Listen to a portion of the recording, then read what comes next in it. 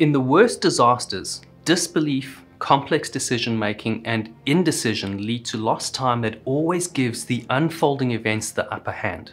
On the 20th of April 2010, while drilling at the Macondo prospect, an explosion on the Deepwater Horizon oil rig kills 11 crewmen and ignites a fireball visible 40 miles away. 2 days later, the rig sinks below the waterline, leaving behind the largest marine oil spill in history.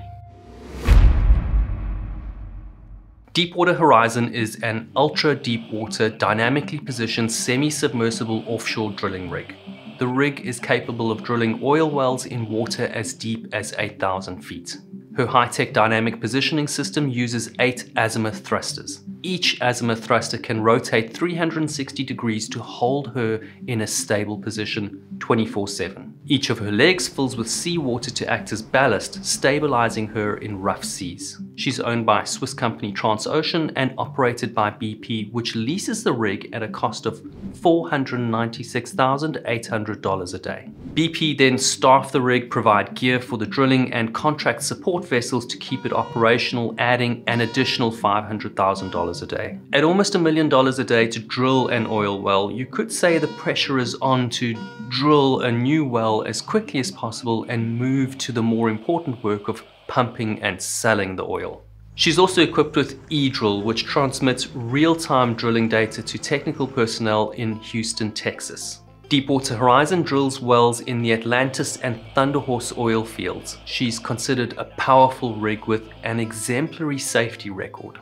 In September 2009, the rig drills the deepest oil well in history at a vertical depth of 35,000 feet in the Tiber oil field at Keithley Canyon, approximately 250 miles southeast of Houston. During its lifetime, the rig's in operation for 93% of its working days. The rest of the time is spent moving between sites or undergoing regular maintenance. She measures 367 feet by 256 feet. The drilling deck is nearly as big as a football field. Her drilling derrick reaches 320 feet into the air and has 2 cranes alongside. Once stabilized, she reaches a depth of 136 feet. Below deck are living quarters for up to 146 people with amenities like a gym and movie theater. The crew refer to her as a floating Hilton. She's fitted with the latest technology in blowout prevention. A blowout is when high-pressure oil or gas escapes unchecked. An accidental spark during a blowout could create a catastrophic fire. She can divert oil and gas and seal off, then break free from the well if there's a blowout. She has systems to prevent explosions and alarms to warn the crew. The crew regularly practice responding to emergencies, and she has experienced leaders. They've got a 400-ton blowout preventer at the seabed with several different methods to shut off the well in an emergency. The most extreme is a powerful set of hydraulic shears that can cut through the drill pipe, seal the well, and disconnect the horizon from the well. This system is called EDS, or Emergency Disconnect System.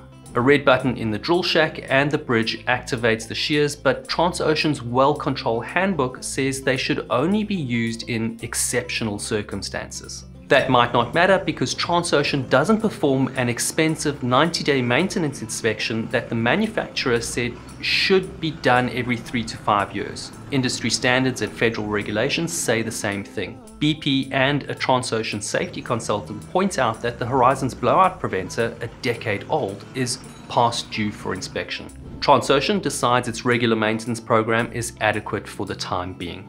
In February 2010, the Deepwater Horizon begins drilling at the Macondo prospect off the coast of Louisiana. The prospect is owned by BP, Anadarko Petroleum, and Moex Offshore. On the morning of April 20th, the drilling crew gather to discuss the day with their bosses. The main task for the day is finishing the well from hell. The Macondo well is behind schedule, and Deepwater Horizon is sent to get it back on track. Between February and April, the Horizon drills rapidly, which is welcome news for the crew whose bonuses are tied to meeting schedules. Drilling quickly increases risk. The Horizon faces powerful and unpredictable geological forces. Rapidly pushing into a high-pressure oil and gas reserve 3 miles deep is risky.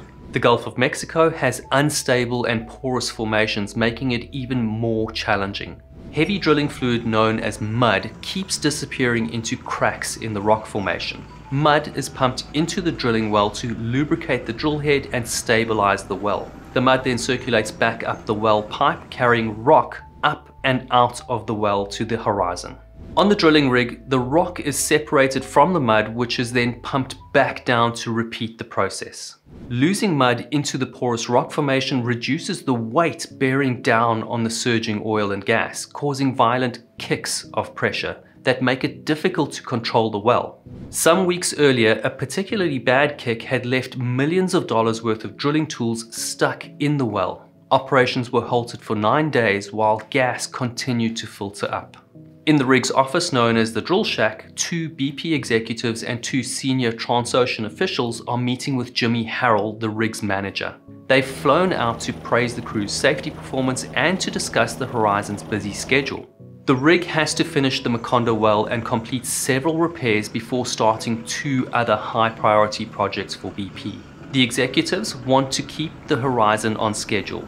Bonuses are based on saving money and meeting deadlines. BP denies pressurizing the Horizon's crew to cut corners, but its plans for completing the well keep changing in ways that save time and increase risk. By early evening, one crucial test remains before the Horizon can plug the Macondo and move on. During the negative pressure test, the crew will withdraw the heavy mud from the well and replace it with lighter seawater to see if pressure builds up in the pipeline. If it does, it could mean oil and gas are seeping into the pipe. There are no industry standards or government rules. BP's instructions for the test are 24 words long. The BP executives and drilling crew work out the engineering but disagree over the test results. During the test, pressure builds up and Wyman Wheeler, who's in charge of drilling operations, is worried. A BP executive thinks the test went fine and rig managers debate whether to repeat the test. By 2000, the test has been repeated and everyone agrees the Macondo well is stable. In a few hours, the drilling crew's 21-day working tour will be over and a new crew will join the rig.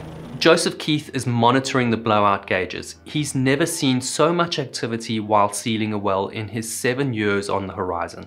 This makes him uncomfortable. So many jobs happening simultaneously could throw off his instruments, but he doesn't tell anyone he's worried about monitoring the well. By 2050, the drilling crew are pumping mud out of the well to prepare for plugging it. This reduces the weight bearing down on the oil and gas. Mr. Easel, who's in charge of drilling, has been up for nearly 18 hours. He checks in one last time with the team for any lingering doubts about the final tests. They assure him everything is good and tell him to get some sleep.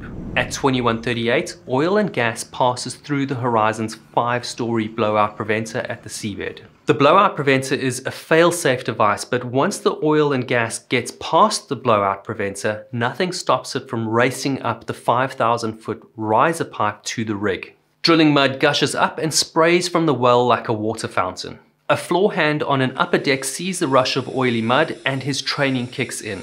He looks around for help to install a special valve on the drill pipe which will suppress the blowout. But he quickly realizes there's no floor hands on the drilling floor to respond. Everyone is hurriedly preparing the rig so they can seal the well and head home.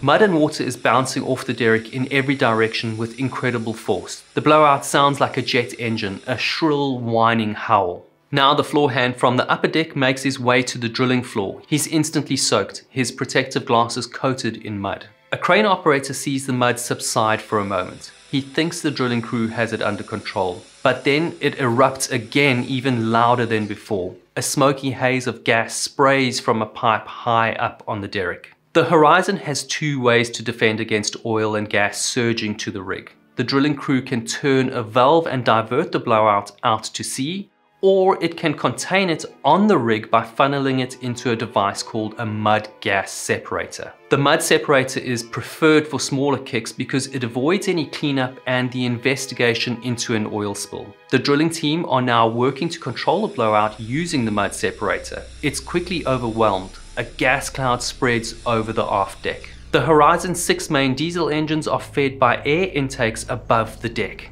If the engines begin to take in air mixed with gas, they run the risk of speeding up to the point of breaking apart. The engine control room is situated in the middle of 6 main engines. A computer console in the engine control room lights up, warning that sensors have detected gas somewhere on the rig. Up on the bridge, the crew feels a jolt. Kurt Kuchter, the 34-year-old captain of the vessel, senses something is wrong. There's a high-pitched hissing. On the CCTV, they can see mud flying into the ocean.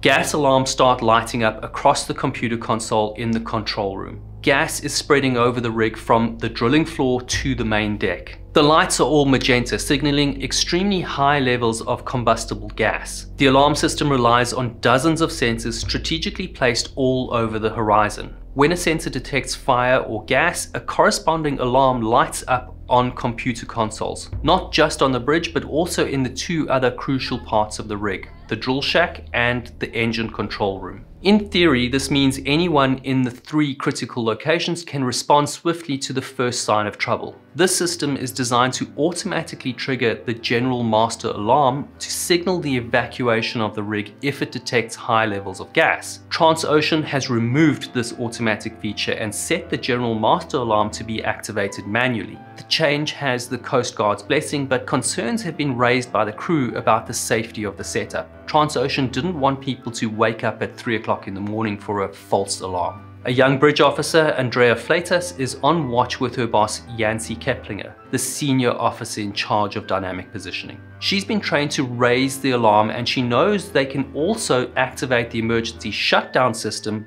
but she hasn't been trained to use the system. The emergency shutdown system would shut down ventilation fans to inhibit gas flow, turn off electrical equipment, and limit ignition sources, and even shut down the engines. This is different from the emergency disconnect system. On the bridge, they don't activate any of these emergency response systems. Horizon's emergency shutdown system relies on human judgment. Transocean has been warned that crew members need to act quickly and correctly under stress, which makes the shutdown system vulnerable. A safety consultant has previously urged Transocean to change the system so human input is not critical for success. Transocean disagrees and says an automatic system is less safe. Most crew members know nothing about the unfolding emergency. They're sleeping, watching television, calling home, and posting on Facebook, while a fine mist of gas envelops the drilling floor.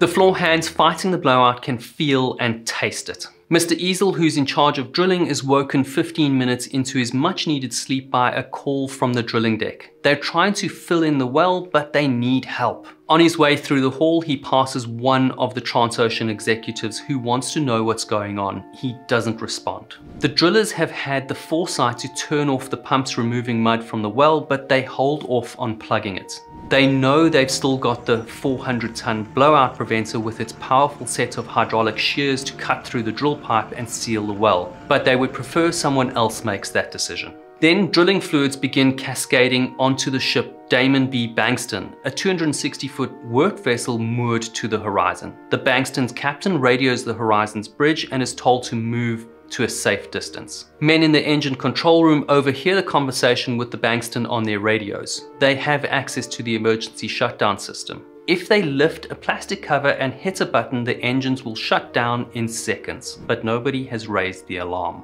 They've been told there's a well-controlled situation, but they have no reason to believe it's anything more than a routine kick. They don't know that highly explosive gas is gathering overhead. There's a risk in overreacting. If they kill the engines, the horizon will drift from its position over the well, possibly damaging the drilling equipment and forcing costly delays. In any event, they don't believe they have the authority to hit the emergency shutdown. The practice is to wait and listen for instructions from the bridge. In fact, there are no communications or coordination among the bridge, the drill shack, and the engine control room. The men in the engine control room do nothing. Emergency lights flicker on their console. Someone has triggered an emergency shutdown of the electrical and ventilation systems near the drilling floor. The bridge and the engine control room haven't hit the emergency shutdown. The men in the drilling shack have activated a system to prevent an explosion on the drilling floor, but that system doesn't affect the engines or the wider ventilation systems. 2 of the rig's 6 engines are running, engine 3 and 6. They're beginning to accelerate. They spin into a high-pitched whine. A safety device, the rig saver, should shut down the engines if they run too fast, but the high pitch keeps climbing. In the electronics shop next door, a computer monitor explodes. Then light bulbs begin popping one by one. Men on the drill deck are now jumping over pipes and running for the stairs that will take them down off the main deck. All the lights go out, throwing them into darkness. They turn down the stairs when they're hit by an explosion. Engine 3 has exploded. The engine control room and the electronics shop are nearest the blast. The first explosion blows the door off the electronics shop, hitting a technician in the head. Blood streams down his face. He clenches a penlight in his mouth and begins crawling. He reaches another door, but he's blown 30 feet back by a second blast. Engine 6. He begins crawling again. He climbs across 2 men in the engine control room. He assumes they're dead because they don't respond. He makes it to the lifeboat deck just outside the engine control room. The structure near engine 3 has been blown away, but the 2 lifeboats are intact. They're meant to hold 73 people. He considers launching one on his own, but instead he decides to offer his help on the bridge. 2 minutes after the first explosion, the bridge crew hits the general master alarm to rouse the sleeping crew. The explosions hit the Horizon crew members who are unaware of the threat. A crew member washing dishes in the galley is knocked out. Another in the laundry is left trapped and battered. A crane operator lays the crane boom in its cradle, then he's engulfed in smoke and flames as he exits the cab and goes down the spiral staircase. The blast wave from the second explosion briefly extinguishes the fire, but also knocks him headfirst to the deck, where he dies in a pool of blood with his head caved in. On the other side of the deck, the second crane operator is blown to the back of his crane cab by the second explosion. A fireball envelops the derrick and wraps around his cabin. Mr. Easel, the drill chief, is blown 20 feet into a bulkhead as he steps into his office. He makes his way on his hands and knees, following a flow of air until he realizes it's gas. He keeps crawling. He has to get out. Crew members make their way to the bridge. The engine control room and the drilling shack are both destroyed, and the bridge is the only control center left standing. They enter to find Captain Kuchta screaming at bridge officer Andrea Fleitas for pushing the Horizon's distress signal. A crew member yells to the captain that the engine control room is gone, and without power there's no way to fight the fire or control the rig. They're on a dead ship. The captain can't seem to compute that information. It's been 9 minutes since mud gushed onto the drilling floor. The captain asks Andrea Fleitas to make an emergency announcement, but she's frozen with fear and says she can't do it. Now, Yancey Keplinger, the senior officer in charge of dynamic positioning, gets on the intercom and calls out, "Fire, fire, fire." There's still one way to keep the Horizon from sinking.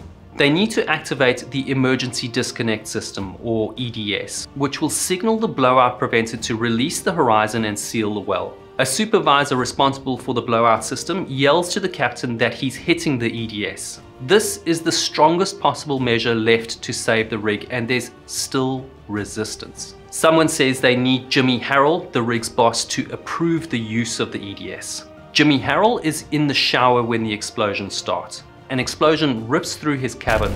Glass and insulation are blown through the shower. His eye is injured, so with blood in his face and half blind, he makes his way to the bridge. When he arrives, the captain asks for permission to hit the EDS, which he approves straight away. Now they need to start the standby generators, which would give them enough power to start one of the remaining engines and fight the fires. 3 crew head to the generators, but they can't get them started. That doesn't matter because only one member of the 2 firefighting teams makes it to his fire station after the explosions. It's not clear if poor maintenance is responsible or perhaps the system's been damaged in the explosions, but the emergency disconnect system doesn't work. The Horizon is tethered to a well that they can't seal.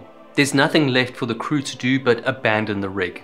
A mass of dazed men and women make their way to the lifeboats. On the crowded lifeboat deck, they can feel and hear the flames engulfing the derrick. The crew pile into the lifeboats. Men are screaming at the coxswains to launch. The burning derrick might collapse at any moment. Some are crying. Lifeboat number 2 leaves first without many of its assigned passengers. Darren Rupinski, the coxswain for Lifeboat 1, refuses to leave with empty seats. Now, men start jumping from the lifeboat deck into the Gulf. Some lose their footing on the crowded deck and fall into the water.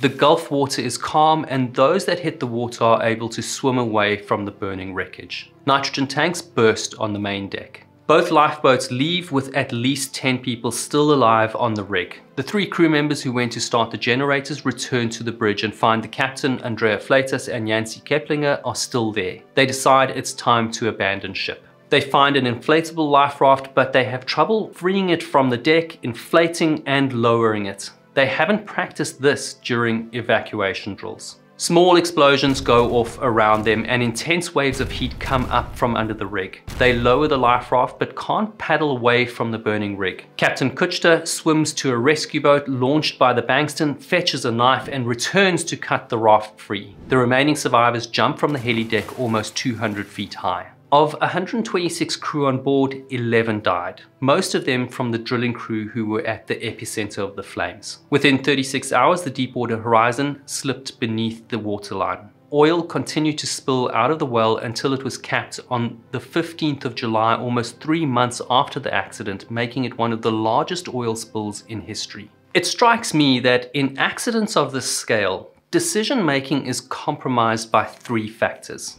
Disbelief that the events unfolding are actually happening, which is a very human response to a traumatic event. The first stage of grief is denial. Training that promotes the least costly remedy as a first resort, which leads to the crew's inability to recognize the severity of a situation, and they have to work out if they're going far enough to stop the situation from escalating. Most of the time, the situation is already 5 steps ahead of them. Now, I'm not an engineer, and so I couldn't say if it's feasible to make a blowout preventer that has only one job, rather than several degrees of decision making. Everyone is trying to avoid pushing the button because the result is so finite. Shears slice the pipe and it's going to cost hundreds of millions of dollars to get back to the start position. Maybe there are some engineers out there who could answer this. Could a blowout preventer be designed to shut the well like a tap that can be turned on just as quickly as it's turned off? Imagine how easily any one of these decisions could be made if the tap could be turned off, a problem resolved without the pressure of time, and then 10 minutes later, it's turned back on. BP and Transocean faced fines and cleanup costs in excess of $20 billion and further undisclosed payouts to those involved in the accident or affected by the oil spill. Analysts show a quarterly gross loss for BP of $17 billion in the months following the accident. By 2011, their annual gross profits bounced back to around $60 billion.